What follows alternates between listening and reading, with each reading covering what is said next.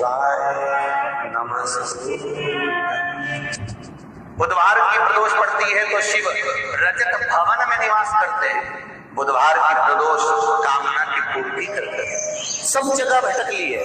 शिव महापुराण के अंदर लिखा है, श्री शिवाय नमस्तुभ्यम बोलने वाले के मुख का दर्शन कर लो तो 1000 अश्वमेध यज्ञ का फल मिल जाता है। तो श्री शिवाय नमस्तुभ्यम बोलकर जब ये इतने जाते होंगे, इनके चरण की जब धूल उड़ती होगी तो हमारे परिवार पर हमारा कल्याण और गांव का कल्याण तो वैसे ही हो जाए।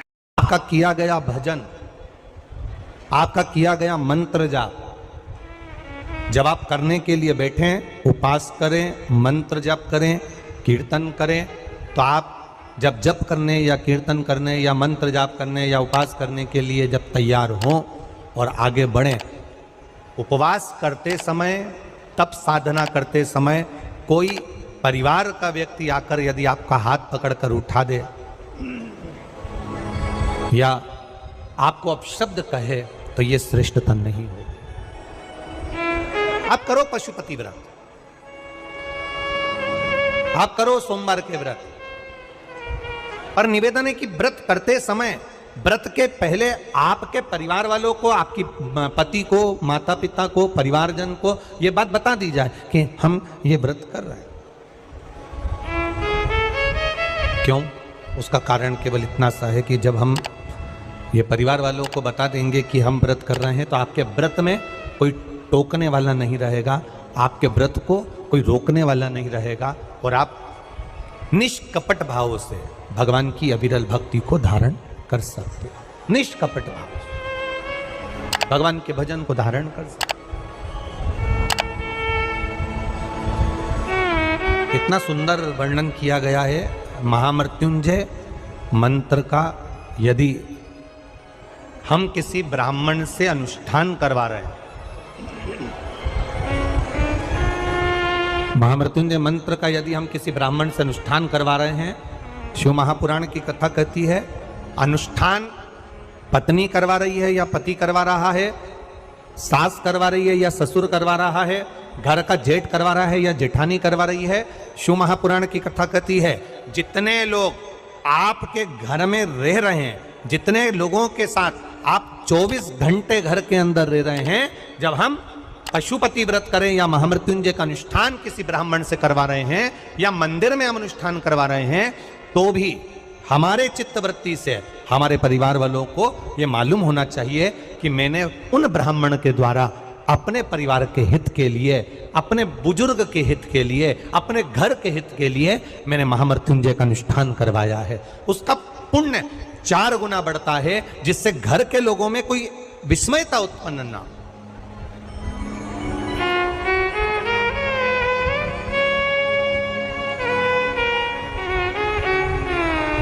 हमारे भीतर कोई विस्मयता उत्पन्न ना हो, हमारे मन के भीतर कोई भेदभाव उत्पन्न ना हो। और हम तो यहां तक कहेंगे, आप अगर शंकर जी के मंदिर में जा रहे हो, 1 लोटा जल चढ़ा रहे हो, शंकर जी के मंदिर में पहुंचकर 1 लोटा जल समर्पित कर रहे हो, तो भी आपके घर के लोगों को मालूम होना चाहिए कि ये पास वाले शिव मंदिर में गई है, मेरे पास के मंदिर में मेरा घर का बच्चा शंकर जी को जल चढ़ाने गया है, मेरा पति पास के मंदिर में शंकर भगवान को जल समर्पित करने के लिए गया है। ये घर के लोगों को ज्ञात होना चाहिए।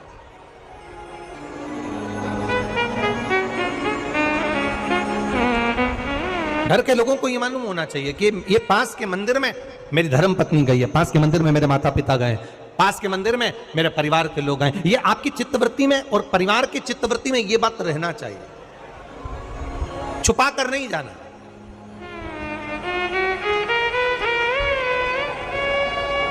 छुपा कर भगवान के मंदिर में नहीं जाना, छुपा कर पशुपति व्रत नहीं करना। महाराज, शिव महापुराण की कथा वर्णन करती है कि आप भगवान का अगर कोई व्रत, कोई साधना, कोई नियम ले रहे हो, माना आपने कोई व्रत करा, कोई करी, पर घर के लोगों को वो ज्ञात होना चाहिए कि ये मंदिर तक जा रही है, ये पशुपति व्रत कर रही है, आराधना कर रही है।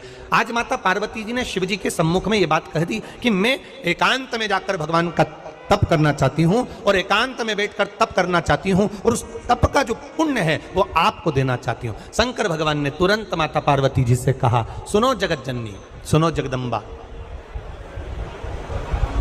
सुनो पार्वती, आप तप करो, मना नहीं है। आप साधना करो, मना नहीं है। आप आराधना करो, मना नहीं है। और आप सोचो कि आपकी करी गई तप साधना का पुण्य आप मुझे दे दो, तो भगवान तुरंत कहते हैं, पार्वती जी मुझे आपके तप साधना का पुण्य नहीं चाहिए, आप अपना पुण्य अपने पास में रखो, हमें आपका पुण्य नहीं चाहिए। अभी तक जितनी शिव महापुराण की कथा हुई, उस कथा में आज तक ये बात नहीं निकली जो आज आप लोगों के बीच में इस भोपाल नरेला विधानसभा में जो कथा चल रही है, इसमें ये कहना चाह रहे हैं। बड़ा ध्यान लगाकर सुनना। आप अगर 5 महीने तक, 6 महीने तक, 3 महीने तक, 2 महीने तक, 15 दिन, 20 दिन, 1 महीना, 1 साल, 2 साल, 8 साल, 4 साल अगर आपने शंकर भगवान को जल चढ़ाया है, तो शिव महापुराण की कथा यहाँ तक कहती है कि आपके घर में अगर कोई व्यक्ति बहुत दयनीय स्थिति में पड़ा हुआ है, हॉस्पिटल में पड़ा हुआ है, कोई तकलीफ में पड़ा हुआ है, कोई कष्ट में पड़ा हुआ है, तो आप जब भगवान शिव को जल समर्पित करो तो बाबा से ये विनती कर कर भी जल समर्पित कर सकते हो कि मेरे परिवार का एक व्यक्ति, उसका ये साथ में ये हो गया और वो हॉस्पिटल में पड़ा, उसका नाम ये है, गोत्र ये है। बाबा, हमने जो तप साधना करी है, हमने जो इतने महीने तक आपको जल समर्पित करा है, हमने जो बेलपत्र समर्पित करी है, मेरे बाबा आज स्वीकार करना।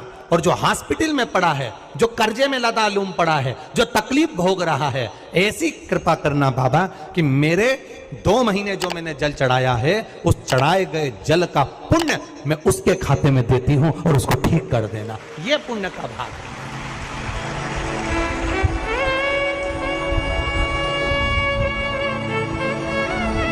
ये पुण्य का भाग है। आप अपना पुण्य भी किसी जीव के कल्याण हेतु दे सकते हैं। अब किसी ने एक बार ये कथा सुनी और कथा सुनकर कहा, महाराज जी आप कहते हो कि शंकर जी पे चढ़े हुए जल का पुण्य भी हम किसी को दे सकते हैं क्या? शंकर जी को चढ़े हुए जल का पुण्य क्या किसी को दिया जा सकता है? क्यों नहीं दे सकते? क्यों प्रदान नहीं कर सकते?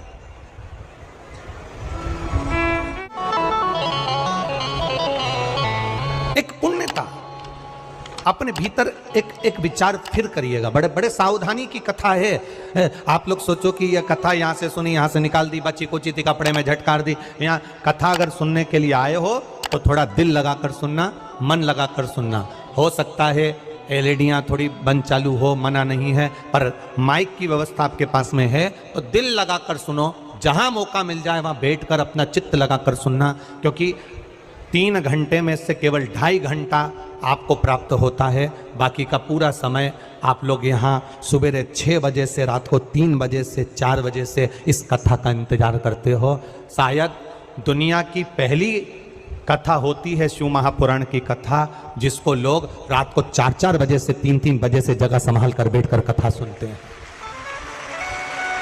तपती हुई धूप, भयंकर गर्मी, 2 किलोमीटर दूर तक पैदल चलकर आना और बैठने के लिए इतना 8-8, 9-9 पंडाल लगाए घर पर, 9-9 पंडाल भी फुल हैं। उन पंडालों में जगह नहीं। धूप में छाता पकड़ना, चादर पकड़ना, साड़ी पकड़ना और उसको पकड़कर बैठे रहना।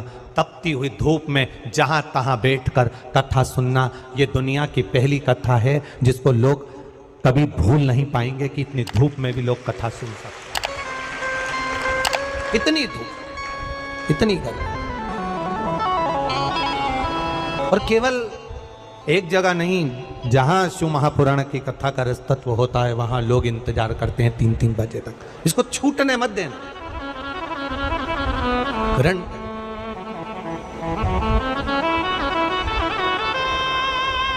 शादी में गए हो, 500 का लिफाफा दिया है तो भोजन कर कर जरूर जाना, और कथा में धूप में चलकर आए हो तो भले आधे घंटे की सुनना, पर कथा में दिल लगाकर जरूर जाना, दिल लगाकर जाना,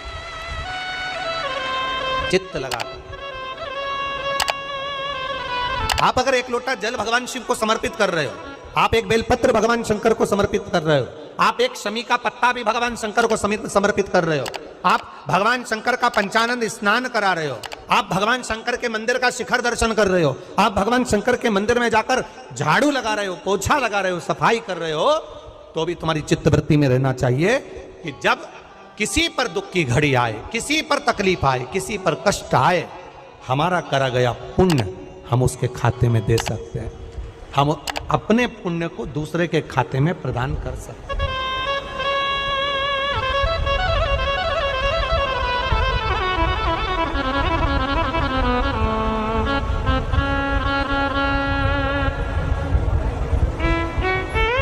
बेलपत्र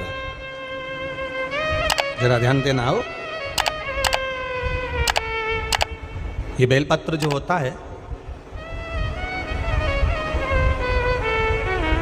इस बेलपत्र पर कभी कभी आपने देखा होगा कि कई लोग बीच वाले पत्ते पर चंदन लगा देते हैं।